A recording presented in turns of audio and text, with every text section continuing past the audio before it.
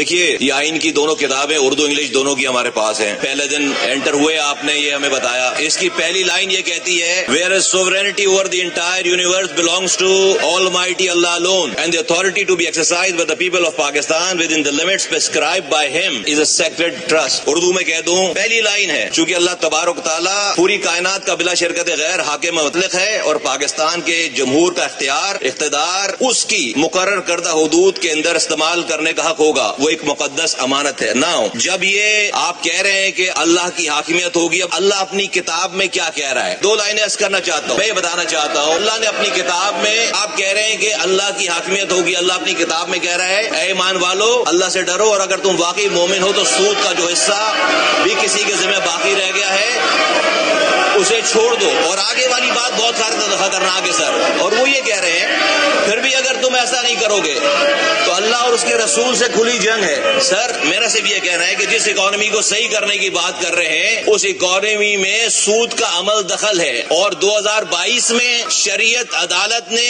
فیصلہ دے رکھا ہے, سپریم کورٹ کے اپیلنٹ بینچ میں یہ فیصلہ رکا ہوا ہے. آپ کہتے ہیں کہ اس ملک کی اکانومی کو ٹھیک کریں گے, اللہ اور اس کے رسول کہہ رہے ہیں کہ اس سے کھلی جنگ ہے. سوال میں یہ بتائیں سر, یا تو آپ کتاب میں سے پہلے لائن ڈیلیٹ کر دیں کہ اللہ اور اس کے رسول کی حاکمیت ہوگی, اس لیے کہ اللہ کی کتاب یہ کہہ رہی ہے کہ یہ سود کا نظام اللہ اور اس کے رسول سے کھلی جنگ ہے.